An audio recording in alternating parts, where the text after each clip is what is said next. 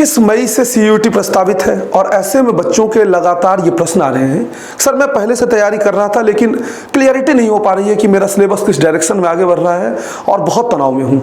खास करके वो बच्चे जो तैयारी शुरू नहीं किए बोर्ड एग्जाम्स की वजह से, वो एकदम प्रेशर में आ चुके हैं कि सर सीयूईटी की तैयारी कैसे करें। बाबू सबसे पहले एक चीज़ को समझिए, ये एग्जाम क्वेश्चन के दृष्टिकोण से बिल्कुल भी टफ नहीं है। क्वेश्चंस बहुत नॉर्मल आते हैं, बस एक प्रॉपर स्ट्रेटजी को आप फॉलो करेंगे आप इस एग्जाम में सफलता पा सकते हैं। प्रश्नों के दृष्टिकोण से ये एग्जाम पिछले वर्ष जैसा रहा उससे स्पष्ट तौर पे कहा जा सकता है ये एग्जाम बहुत टफ नहीं है, लेकिन चूंकि number of students, number of seats, इसकी वजह से इसकी प्रोसेस थोड़ी टफ हो जाती है और साथ ही अगर आप इसके पैटर्न को नहीं समझेंगे तब ये एग्जाम आपके लिए एकदम क्लिष्ट हो जाएगा। तो आप अगर इस वीडियो को देखते हैं, समझते हैं अंत तक, एक एक चीज आपकी क्लियर हो जाएगी और जो भी आपके मन में है कि सर क्या 40 दिनों में मेरी तैयारी हो सकती है, सर मैं तो बहुत दिनों से पढ़ रहा हूं लेकिन फिर भी सिलेबस का मुझे कुछ ठिकाना नहीं लग रहा है, तो क्या इसका कोई इलाज है? सबका इलाज है। और एक बड़े प्रसिद्ध शायर ने कहा है कि मंजिल मिल ही जाएगी भटकते भटकते ही सही, मंजिल मिल ही जाएगी भटकते भटकते ही सही, गुमराह तो वह है जो घर से निकले ही नहीं।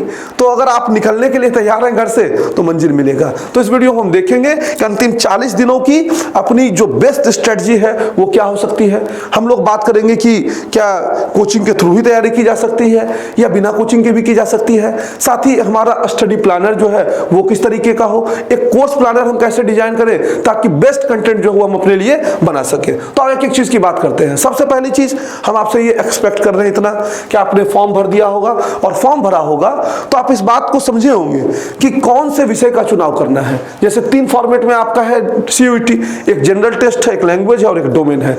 फिर मैं बता दूं, आप इस चीज को समझ लीजिएगा एक बार कि जनरल टेस्ट किसको देना है, लैंग्वेज किसको देना है, डोमेन किसको देना है। आप जिस विश्वविद्यालय को टारगेट कर रहे हैं उस यूनिवर्सिटी की एलिजिबिलिटी क्राइटेरिया क्या है। जैसे आज फॉर एग्जांपल अगर आपको बीएचयू से बीएससी करना है तो पीसीएम चाहिए, फिजिक्स केमिस्ट्री मैथ, बाकी कुछ नहीं चाहिए, या पीसीबी चाहिए। अब बच्चा कहेगा सर क्या मुझे जनरल टेस्ट पढ़ना है, क्या मुझे लैंग्वेज पढ़ना है? बिल्कुल नहीं पढ़ना भाई। अगर सिर्फ बीएचयू आपका टारगेट है तो क्यों जनरल टेस्ट पढ़ के टाइम बर्बाद करोगे। लेकिन आप कहेंगे नहीं सर इलाहाबाद मेरा टारगेट है, तो वहां पीसीएम के साथ साथ जनरल टेस्ट लैंग्वेज भी ढूंढ रहा है। तब फिर आप पूछेंगे सर क्या मुझे पढ़ना है? हाँ भाई, अगर कह दिया इलाहाबाद ने कि पढ़ना है तो पढ़ना पड़ेगा आपको। तो एलिजिबिलिटी फुलफिल करनी होगी। इतने ही विषय का चुनाव करिएगा जो आप पढ़ सके, जिसपे आप मेहनत कर सके। ठीक है, बहुत ज्यादा सब्जेक्ट मत चूज कर लीजिएगा सर मैं फिजिक्स केमिस्ट्री मैथ भी पढ़ूंगा, हिस्ट्री पॉलिटी ज्योग्राफी भी पढ़ूंगा, जनरल टेस्ट लैंग्वेज तो मान लीजिए हिस्ट्री पॉलिटी पढ़ेंगे तो अधिकांश जगहों पे पढ़ना ही पड़ता है। तो एक बार विषय चुनाव को लेकर फिर से मन में एक प्रण जो है वो ठानिएगा कि हमने क्या किया है और विषयों का चमन को जो है वह समझ लीजिएगा। अगर आप इसको समझ जाते हैं तो आप एक लिस्ट बना लीजिएगा क्या क्या हमको पढ़ना है। जैसे मैं तय कर लेता हूं मुझे बीए करना है तो मैं जीटी ले लूंगा, जीटी के अलावा लैंग्वेज ले लूंगा, लैंग्वेज में अगर इंग्लिश हम सक्षम है तो इंग्लिश लेंगे, नहीं तो हिंदी। ऐसे विषयों का चुनाव करिएगा जिसमें आप कंफर्टेबल हो। अभी सीखने की प्रोसेस में मत चले जाइएगा कि नहीं सर मैं तो 1 महीने में सीख के जो है हिलाले पाकिस्तान का अवार्ड ले लूंगा, मत करिए ऐसा। अभी हिंदी चूज करिए और हिंदी इंग्लिश से कोई लेना देना नहीं है, नंबर जिसका ज्यादा आएगा ना उससे मतलब है। आप इंग्लिश चूज करके 110 ले आइए और हिंदी चूज करके जो 200 में 200 ले आएगा वो ज्यादा आपसे बेटर हो जाएगा। और फिर domain subject as per requirement, अगर मान लीजिए मुझे इलाहाबाद से बीए करना होगा तो 2 ह्यूमैनिटीज के सब्जेक्ट चूज करने होंगे, डीयू से करना है तो 3 जो है वो चूज कर लेने पड़ेंगे। क्यों? क्योंकि डीयू 12th बेसिस वहां जीटी लैंग्वेज, जीटी चाहिए नहीं, लैंग्वेज तो चाहिए ही, तो 3 12th के सब्जेक्ट चूज करेंगे।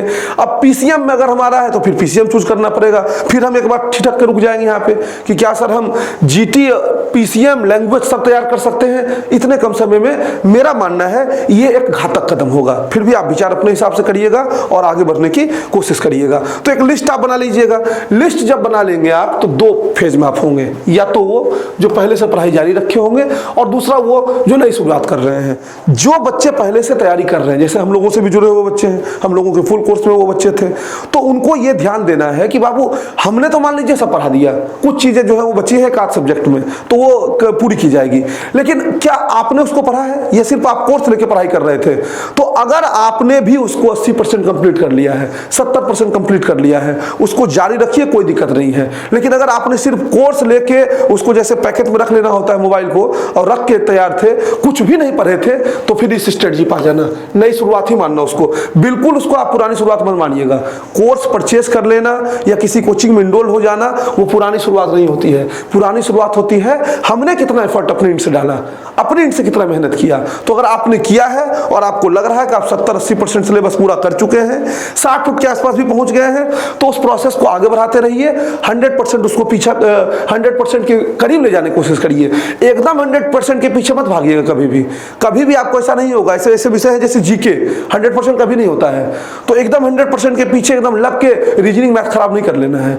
एक स्पेसिफिक जो सब्जेक्ट होती है उसकी स्पेसिफिक रणनीति होगी। एक ही रणनीति से सारे विषयों को नहीं पढ़ा जाएगा, ये ध्यान रखिएगा। और पुरानी चीज भी आप दोहराते रहेंगे अगर आप पुराने स्टूडेंट हैं तो, ठीक है। और अगर मान लीजिए आप नई शुरुआत करने जा रहे हैं तो आपके पास चूंकि लिमिटेड टाइम है, हम मान के चल रहे हैं 40 डेज। हम लोगों ने जब से 40 डेज का बीड़ा उठाया तब से 40 डेज पूरा फैल गया, तो 40 डेज ही सब लोग बोल रहे हैं। तो ऑलमोस्ट हम जानबूझ के इतने समय को लिए थे, हमको पता था वीडियो जाने में लेट होती है, बच्चों को जागने में लेट होती है, बच्चे अभी तक जो है वो जग रहे हैं। तो 40 दिनों का हमने एक एक्सपेक्टेड टाइम जोन लेके चला, जिसमें 5-7 दिन 8 दिन रिवीजन के लिए भी छोड़ के हम लोग चले हैं। तो उसका एक प्लानर बनाइए। प्लानर कैसे बनाएंगे? सर हमने सब्जेक्ट लिख लिया है, सब्जेक्ट के बाद हमको टॉपिक भी पता है, अब किस टॉपिक को किन किन दिन टेंटेटिव कंप्लीट कर लेंगे, उसको किसी भी सूरत में करना है। अगर ऐसा नहीं करेंगे, जैसे मान लो हमको जाना है 800 किलोमीटर, हमारे पास जो है 2 घंटा समय है, कैसे पहुंच जाएंगे? भाई प्लेन से ही जाना पड़ेगा। अब हम साइकिल ले लेकर हम पहुंच जाएंगे तो हमसे बड़ा गधा कौन होगा? तो हमको एक टेंटेटिव प्लानर जो है वो समय के अनुसार बनाना ही पड़ेगा। अगर नहीं बनाएंगे तो फिसल जाएंगे।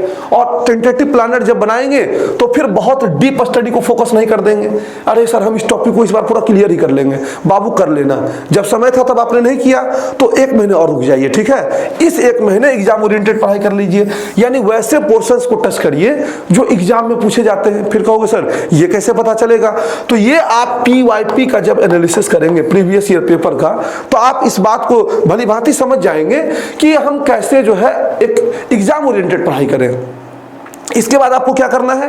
हर टॉपिक को तैयार करना है। यहां जैसे ही आप आए, हमने आपको बोला कि आप टॉपिक तैयार कर लिए। जैसे मान लीजिए पॉलिटिकल डोमेन जितने टॉपिक है, हिस्ट्री डोमेन उतने टॉपिक है, फिजिक्स डोमेन इतने टॉपिक है। अब आप क्या करिए, उस टॉपिक को पहले तैयार करिए। सबसे पहले उस टॉपिक को अनेक माध्यमों से तैयार किया जा सकता है। बुक के माध्यम से किया जा सकता है, अगर किसी जगह कोर्स में इनरोल्ड है या यूट्यूब के वीडियो है उसके माध्यम से तैयार किया जा सकता है, किसी टीचर की मदद से तैयार किया जा सकता है, खुद से तैयार किया जा सकता है। तो पहले उस टॉपिक को तैयार करिए, घंटे 2 घंटे में, बहुत समय नहीं देना है।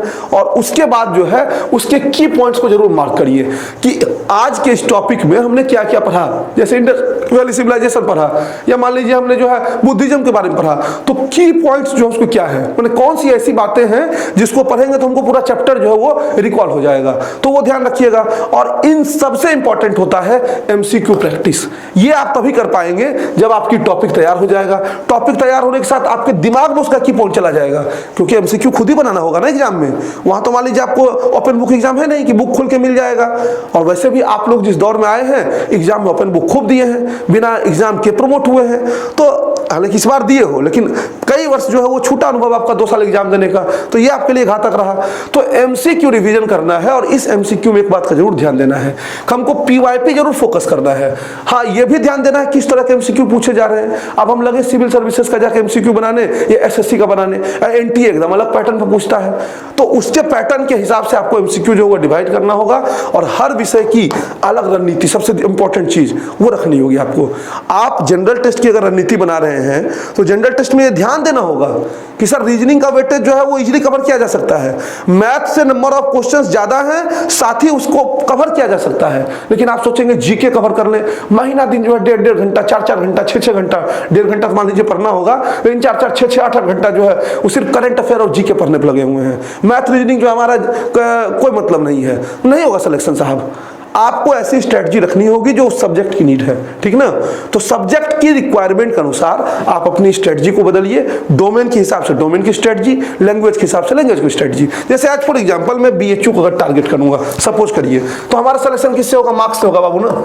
सिलेक्शन तो इस चीज से होगा नहीं कि हमारे पास कितना नॉलेज है, तो सिलेक्शन मार्क्स से होना है। अरे सूर्य कुमार यादव पीछे घूम के छक्का मार देता है, तो बाउंड्री जाने से बहुत मतलब है ना। ऐसा थोड़ी मतलब है कि एकदम स्ट्रेट मारेगा तभी छक्का जाएगा, जैसे मन मेरा करेगा वैसे मार देंगे, चारों तरफ घुमाते रहेंगे प्लेयर को, तो मार्क्स से सिलेक्शन होगा। यहां क्या है? GT है, GT के अलावा क्या है? लैंग्वेज है।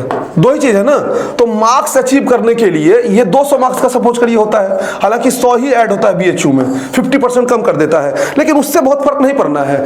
हम अगर लैंग्वेज वाले पोर्शन में दिख रहा है कि 20 टॉपिक है और ये 20 टॉपिक एकदम इजीली कवर किया जा रहा है, तो हम कोशिश करेंगे ना 100 आउट ऑफ 100 यहाँ लाने की, कि यहाँ हम कहेंगे अच्छा है यहाँ तो कम जुड़ता है, हम थोड़ा बाद में क्यों बाद में देख लोगे भाई, आसान है, यहाँ पे मार्क्स इजीली आ जाएगा, तो पहले इसको कवर कर लेंगे, तो 100 मार्क्स इधर से ले आएंगे, फिर उधर जाएंगे जीटी में। अब हम देखेंगे रीजनिंग सर हमसे पूरा हो जा रहा है, तो रीजनिंग पहले 100% कोशिश करेंगे।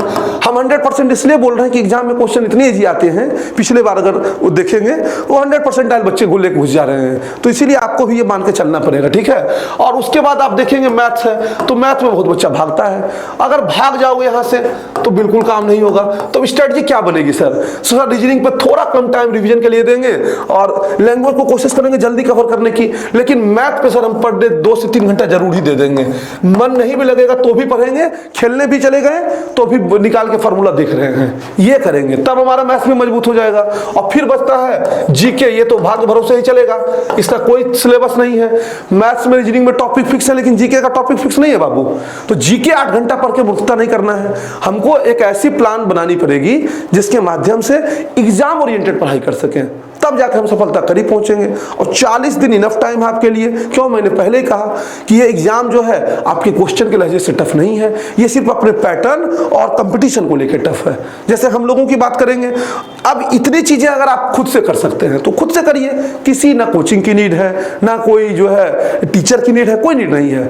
बहुत बच्चे खुद से करते हैं, तो यूट्यूब से भी कर सकते हैं, तो इसके थ्रू करिए। लेकिन अगर आपको लगता है कि नहीं सर हमको कोई एक ऐसे जगह से जुड़ जाना चाहिए, कोई जरूरी नहीं मालवीय एकेडमी, आपको लगता है किसी ऐसे जगह से जुड़ जाना चाहिए जो विश्वसनीय है, जो हमको थोड़ी हेल्प कर देगा। पढ़ना देखिए आप ही को पड़ेगा, आप कहीं चले जाइए, खुद ही से पढ़ना है, ठीक है। हम लोगों के बैचेज में हजारों हजार बच्चे जुड़ते हैं और पढ़ने वाले हमको पता है कितने होते हैं, ठीक ना। तो खैर उसको छोड़ दीजिए। तो हम लोग जो फॉलो कर रहे हैं वो आपको हम देखिए बताते हैं। हम लोग क्या पढ़ रहे हैं, हम लोगों ने एक टेंटेटिव कोर्स प्लानर बना रखा है, ठीक है। अब उस टेंटेटिव कोर्स प्लानर में, जैसे मान लो मैं आपको दिखाऊं अपना कोर्स प्लानर, जो कंटेंट में हम जाएंगे और एक कोर्स प्लानर देखिए सबसे पहले पिन किया हुआ है। तो ये कोर्स प्लानर किसका है? ये बीए का कोर्स प्लानर है।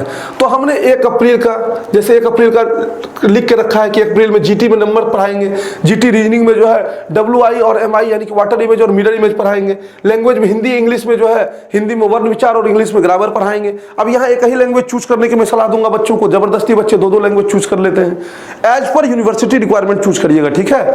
डोमेन ज्योग्राफी की बात करें, ह्यूमन ज्योग्राफी, अच्छा अब ये बोल दिया हम इंग्लिश से हिंदी चूज करना है, तो ऐसा ना हो कि आप जो है अपने किसी तरीके से चूज किया। जैसे मान लो कोई बच्चा हिंदी मजबूत है, बीएचयू उसकी फर्स्ट प्रायोरिटी, वो बीएचयू के लिए हिंदी चूज कर लिया, जेएनयू उसकी प्रायोरिटी जो है लिस्ट में नहीं है, लेकिन उसके लिए वो इंग्लिश चूज किया है, तो ऐसी स्थिति में पढ़ लेना थोड़ा वो, ठीक है, लेकिन एकदम फोकस्ड मत हो जाना। जैसे ज्योग्राफी डोमेन में जाएंगे तो नेचर एंड स्कोप, और पॉलिटिकल में जाएंगे तो कोल्ड वार। अब आपके लिए कितना क्लास इंपॉर्टेंट का है, तो हम अक्सर ये मान के चलते हैं कि जीटी मैथ रीजनिंग तो सब करेंगे, लैंग्वेज सब करेंगे, 3 क्लासेस सब करेंगे। अब यहाँ हो सकता है आप 1 डोमेन लें या 1 भी ना लें या दोनों डोमेन ले लें, तो 5 क्लासेस हो जाएगी। अगर 5 3 4 5 ये कॉम्बिनेशन निकल के आएगा, यानी मिनिमम 3 तो आपकी होगी पर डे क्लास, 4 भी हो सकती है और 5 भी हो सकती है। इसी तरह से ये 2 अप्रैल को स्ट्रेटजी फॉलो होगा, 4 अप्रैल को फॉलो होगा, फिर 5 अप्रैल को टॉपिक आएगा, फिर 6 अप्रैल को आएगा। देखिए सब्जेक्ट चेंज होने शुरू हो गए, ब्रिक्स बीट्स एंड बोन्स आ गया, उसके बाद आपका consumer theory, kings farmers and towns आ गया, और बीच बीच में संडे को अपने रिजर्व दे रखा है कि मान लीजिए थोड़ा बहुत इधर उधर होता है तो उसको उसके थ्रू हम मैनेज करने की कोशिश करेंगे। तो हम इस स्ट्रेटजी के थ्रू पहले तो एक पूरा का पूरा प्लानर बना लिए। अब आप लोगों को हम इस डाल देंगे, इसके डिस्क्रिप्शन में लिंक, सारे कोर्स प्लानर का हम लोग जितने सब्जेक्ट का बना के रखे हैं, कि आप खुद से भी अगर तैयारी करना चाहें तो इस कोर्स प्लानर कम से कम बाबू फॉलो कर लेंगे, तो आपका एक ये हो जाएगा कि हाँ सर इतने दिनों में हम पूरा कर ले रहे हैं चीजों को। 11 मई तक लेके चल रहे हैं, बताओ 2-4 दिन आगे पीछे भी होगा, 15 तक तो कर ही लेंगे ना। फिर भी 1 वीक हमको बचेगा रिवीजन के लिए, एक होलिस्टिक रिवीजन हम करके जाएंगे एग्जाम हॉल में, हमारी तैयारी सुदृढ़ होगी। तो ये तो हो गया मान लीजिए कोर्स प्लानर की बात। कोर्स प्लानर के बाद हम दूसरे ओर चले, हम लोग कैसे देखो क्लासेस कर रहे हैं। तो सबसे पहले कंटेंट में आए, तो सबसे पहले जब आप जाएंगे तो आपको क्या मिलेगा, कोर्स प्लानर मिल गया। उसके बाद वीक में कौन कौन सी क्लासेस चलनी है उसकी वीकली शेड्यूल मिलेगी। एज फॉर एग्जांपल जैसे मान लो मैं खोलता हूं, कौन सा खोल दूं, जनरल टेस्ट रीजनिंग खोल दूं। जैसे मान लीजिए जनरल टेस्ट रीजनिंग खोल दी है।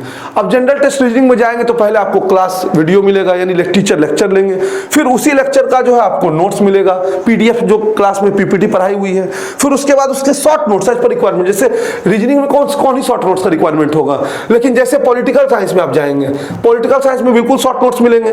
जैसे क्लास वीडियो हुई, क्लास वीडियो के बाद उसका पीडीएफ नोट्स मिला, पीडीएफ वीडियो में मैं दिखा दूं। जैसे ये देखो कोल्ड वार पढ़ाई हुई, cold war lecture 2 and end of bipolarity, फिर यूएस में जनी जो है वो। तो कोशिश किया जा रहा है कि इसको शॉर्ट से शॉर्ट रखा जाए, इतना ना दे दिया जाए हम कहते हैं 800 घंटा पढ़ाएंगे, 800 घंटा पढ़ोगे कैसे हम पढ़ा देंगे। तो थोड़ा सा लिमिटेड चीज हमको करने की जरूरत है। अब उसके बाद जैसे मान लीजिए हम गए यहाँ पे तो हम क्लास नोट्स देखेंगे, तो उस चैप्टर का हमको क्लास नोट्स भी यहाँ पे दिख जाएगा। तो ये मान लीजिए टीचर ने क्लास में चूंकि पढ़ाया, देखो कुछ हाथ से लिख के फोटो फाटा में लगा रखे, अच्छा तो ये सर पढ़ा रहे हैं, तो ये मान लीजिए हमको मिल गया।